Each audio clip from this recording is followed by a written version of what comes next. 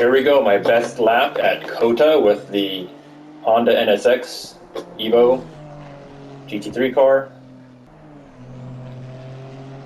This is the run-up to the actual lap that I had completed, which took many attempts. Not consistent. Oh, let's not pause that. How about what am I trying to do? Toggle HUD, change camera. Oh, this way.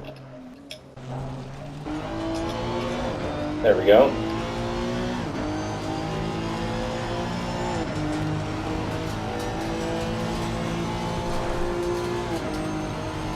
I've made a couple changes. As you can see on the bottom right, the TC is a little bit higher and the ABS is a little bit higher, and the brake bias is a lot further back. What I've noticed is that having a more controlled car with a forward brake bias leaves a lot of braking performance on the table in the long straights. So having a more rear brake bias allows for more braking performance in a straight line. However, the car is a little bit harder to control while trail braking.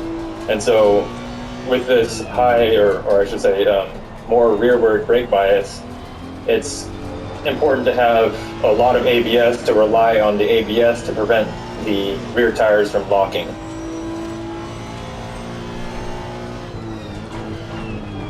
This is a 3-second improvement on my recce lap time.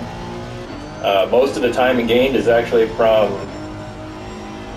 the brake bias and to the camber changes. So I was doing some testing at Kalami with the aggressive presets, and I found that I was like a second faster at Kalami with the aggressive presets than with my standard settings that I use everywhere.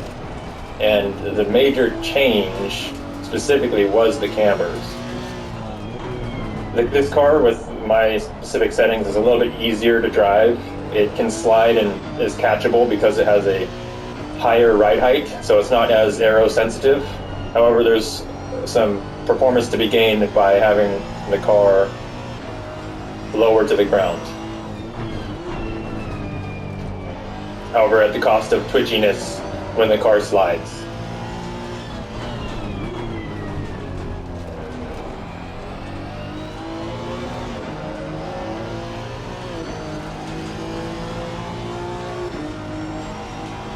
And that's my lap. I'm going to show the time. 2:11.627. Alright, so I'm going to get an exterior car view. Actually, can I access the replay? No, I don't think I can. Let's do a exterior view.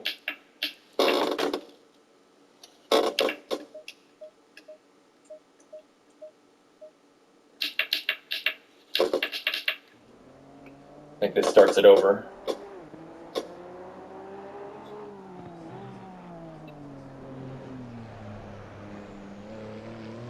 So at the maximum ride height, the car is still pretty low, but I guess you could get a little more grip at the high-speed corners with lower ride height.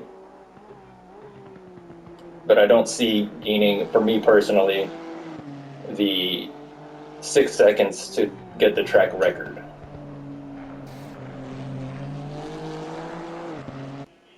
Like, I'm not going to get 6 seconds by lowering the car 2 centimeters.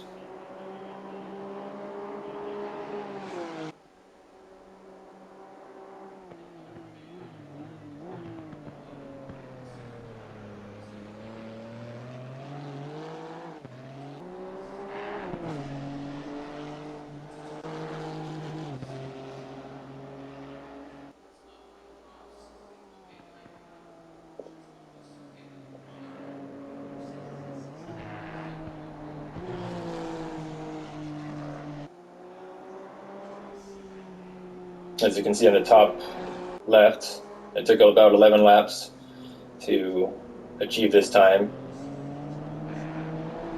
just for making small mistakes in 1 or 2 corners in my attempts to achieve my best time.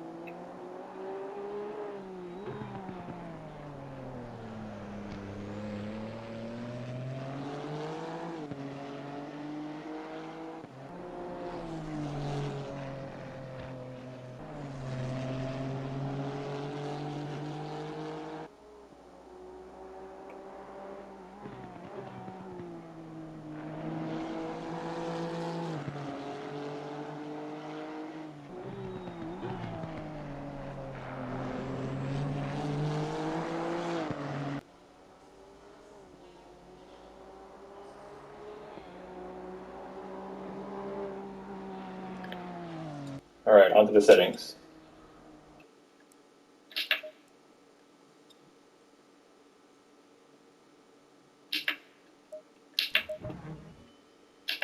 All right, setup. Tires, electronics, fuel, mechanical grip, dampers, and aero. So as you can see, the aero is at maximum ride height. What I noticed with an even 80 millimeters front and rear, the rear end was kind of running low, like a lowrider, and so I wanted to raise it. Still looks a little bit low. I might need to lower the front end a little bit to make it look more level. Anyway, the dampers.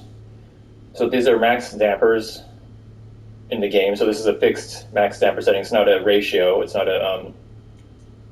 It's a fixed value.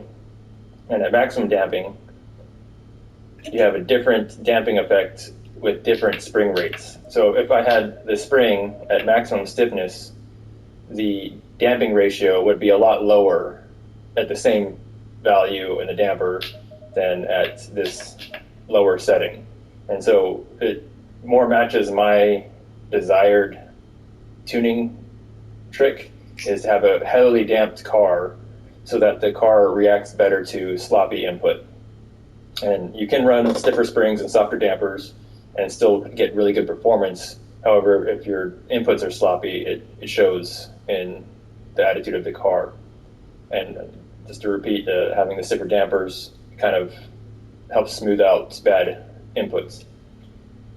And the trick with this game is because they separate the fast bump and the slow bump or regular bump, is that I can still have the bump absorption. So I'm not over stressing the dampers on the bumps because it's got zero damping on the bump, fast bump. So it's completely blowing through the suspension travel on the bumps and only relying on the stiff dampers for cornering and braking and accelerating. And actually this should be at 3. I think I want it a little bit stiffer on the fast bump so it doesn't bounce as much.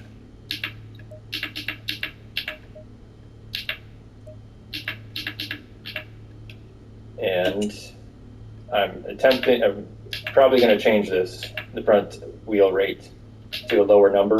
So what that will do is make the suspension softer, but it'll increase the damping ratio. So right now, I'm pretty sure the dampers are probably over critically damped at this value, even at this value. So I can even lower the damper values to reach critical damping or less, like 80% critical damping or so. I don't really know. I don't have a calculator that I can plug these values into, and I'm not smart enough to do the math myself. And so by lowering this value, again, it'll increase the damping ratio. So it's probably above critical damping. And again, I can only get away with that kind of tuning, just to reiterate, it's because the fast bump is separate from the slow bump. If it was a one combined damper, or I should say single stage damper, the dampers would be too stiff for the spring rate, and it'd cause a lot of problems on the bumps. Anyway, the brake bias is at 52%. That is to improve the straight line braking. And so when trail braking, this car, if it had a lower ABS setting, so brake bias and ABS, the car would snap loose and just rotate and spin on any input on the brake. But with the high ABS setting, even with the optimum track conditions, it allows the car to be controllable with the rear brake bias. And the TC as well, it just allows me to floor the throttle earlier. I could probably lower the TC. I want the ABS pretty high, but the TC could be a little bit lower, I think. And that's about it. The cambers, these are the cambers from the aggressive preset. And I personally don't know what real GT3 car cambers are. The tires are really wide, Maybe I know they're close to 3 degrees of camber. Maybe they're at 4 degrees. 4 degrees is maximum in the game. So, I don't, it could be realistic. I don't really know. But the rear tires, these are like 330 millimeter, maybe more than 330 millimeter wide tires. At 3 cambers, there'd be a lot of inside tire wear, because the outside tire would be lifted off the ground.